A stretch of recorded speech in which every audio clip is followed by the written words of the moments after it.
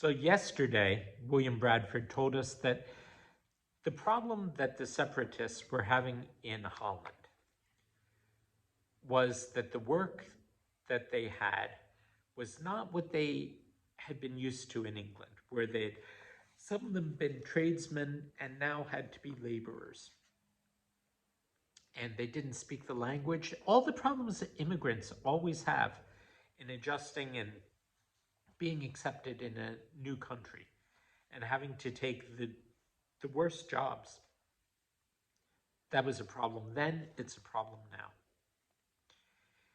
So that was a problem for some of them, and some of them were becoming too old to keep it up.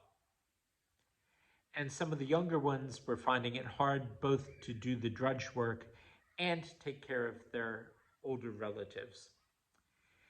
And they thought that the Dutch were a bad example and that they were leading the children as they were growing up in Holland to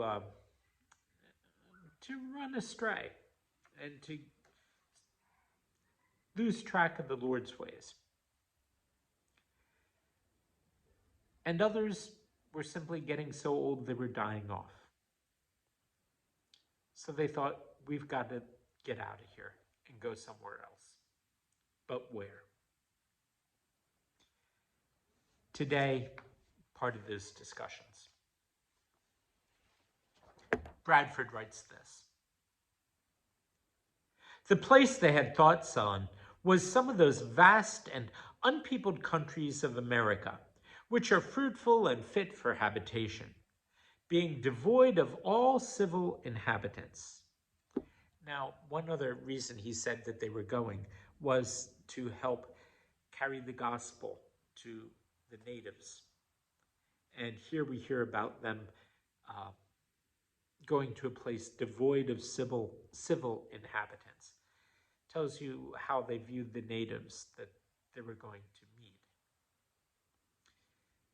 Actually, he says here, where there are only savage and brutish men, which range up and down, little otherwise than wild beasts of the same. This proposition being made public, and coming to the scanning of all, it raised many variable opinions amongst men, and caused many fears and doubts amongst themselves.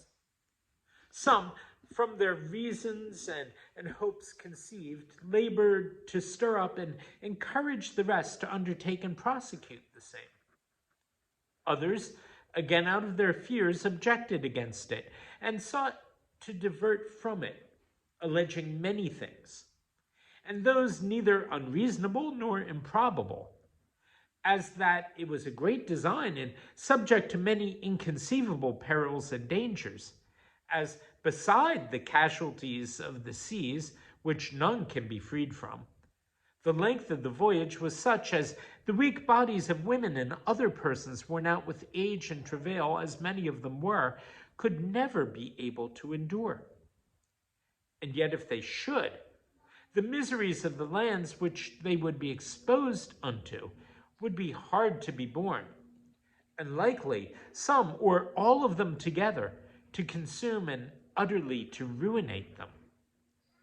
For there they should be liable to famine and nakedness and the want in a manner of all things, the change of air and diet, the drinking of water would infect their bodies with sore sickness and grievous diseases. You got to watch that water. It's a dangerous thing. Stick to beer and wine. That was his advice. And also, those which should escape or overcome these difficulties should yet be in continual danger of the savage people, who are cruel, barbarous, and most treacherous, being most furious in their rage and merciless where they overcome, not being content only to kill and take away life, but delight to torment men in the most bloody manner that may be, flaying some alive with shells of fishes, cutting of the members and joints of others by piecemeal, and broiling on the coals, eat the collops of their flesh in their sight whilst they live, while other cruelties horrible to be related. And surely it could not be thought, but the every hearing of these things could not but move the very bowels of men to grate within them, and make the weak to quake and tremble. It was further objected that it would require greater sums of money to furnish such a voyage, and to fit them with necessaries, than their consumed estates would amount to. And yet they must as well look to be seconded with supplies as presently to be transported. Also, many precedents of ill success and lamentable miseries befallen others in the like designs were easy to be found, and not forgotten to be alleged. Beside their own experience in their former troubles and hardships in their removal into Holland, and how hard a thing it was for them to live in that strange place, though it was a neighbor country and a civil and rich commonwealth. So there are the objections. They won't be able to withstand the Indians. The Indians, they say, are cannibals, which they were not. And that they just plain don't have the money to hire the ship or buy the supplies. Oh, and that they'll all be seasick on the way over. Now, here are the answers to some of the objections. It was answered that all great and honorable actions are accompanied with great difficulties, and must be both enterprised and overcome with answerable courage. It was granted the dangers were great, but not desperate.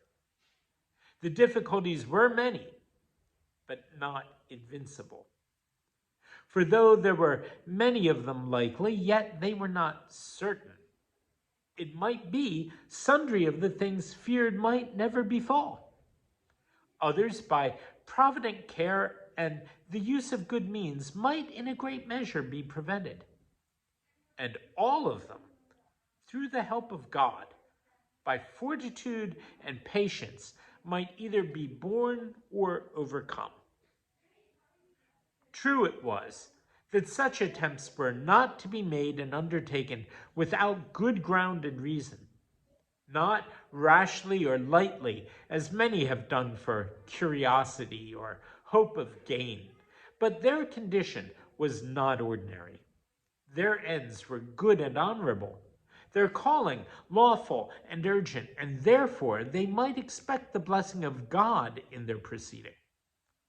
Yea, though they should lose their lives in this action, yet might they have comfort in the same, and their endeavors would be honorable.